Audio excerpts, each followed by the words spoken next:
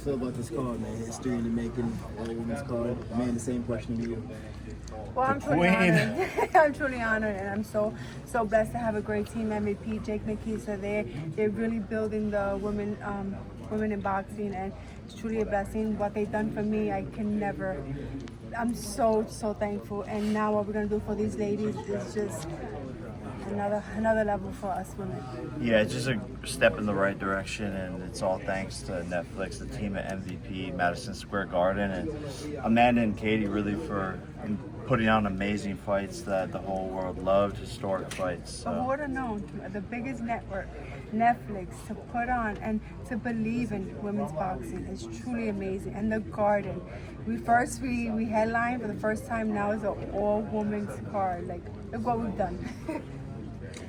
Jake, Kevin Garcia with Fight Hype. I got two questions for you, Jake. I mean, the last time I saw you personally was in Brooklyn at the Barclays Center, and there was a lot going on that night. I gotta ask you, how real or what was to it with you and Tank actually being a thing? Was that something that was talked about? Yeah, no, it was highly talked about and in negotiations and almost ready to make happen, but he has to do his rematch with Lamont and get that W, and then we'll be able to run it back. But me and Gervonta were scheduled to fight for sure.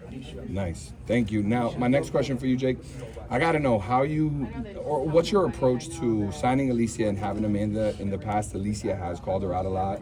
That's going to be a constant question. So what's your guys' approach to that? Is that something that, from an MVP standpoint, is even a consideration or not really?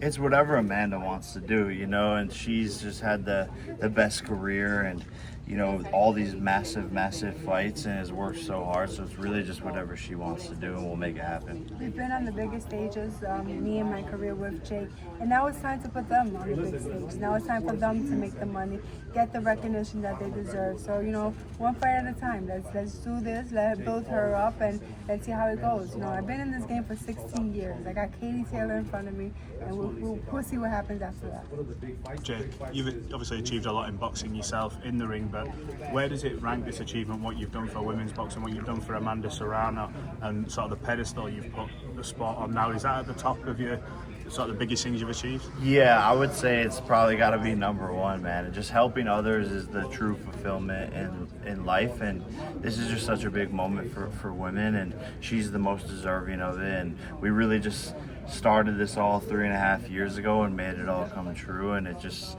an honor to shine a spotlight on such an amazing fighter. Amanda, you've been in the sport a long time before Jake came along. Did you ever think days like this were possible, where you earn these type of paydays and you put on cards like these? Never in a million years did I ever think that I would make close to $1 million in female boxing. But these guys came into my life and they changed all of that. Now, yes, I broke the record with the highest paid female athlete, combat athlete. But listen, records are meant to be broken, and now these ladies, these amazing talented ladies are coming up in the sport, and who knows, one day they'll make more than that. So I'm rooting for them. I want them to do good. I want them to be better, and it's just sky's the limit for us women now. Jake, the Canelo fight fell through at the last minute. What's next for you? What do you want next? Yeah, there's a long list of names, man, but it's funny, like, I've said this before in boxing, and it holds true, but boxers don't like boxing. They don't want to sign the contract. So we'll see what happens, but at the end of the day, I'm just going to keep on training and staying in the gym. But we do have an announcement next week, but I'm just not going to leak anything, and, like, we've had these fights pulled twice now at the 1 yard line, Canelo, Gervonta. So I'm just not going to jinx it and say anything. In the UK, Froch has had a lot to say about you. He said he wants to fight you. Is that a fight that you'd entertain? No. Next question. Joshua? Yeah, no, that we're gonna plan that for 2026. I talked to Anthony on the phone. You know, he called me up and was like, "I saw you call me out," and he's like, "Let's run it. Let's make it happen." Jake, why do you love boxing? Why I love boxing? There was a time where, why I love boxing is I just love going in there and proving myself. There's times in the gym where you're asking yourself, why am I doing this? And then when you go out there and you perform on the biggest stage and go out there and do what I do, you're like, this is why I do it for.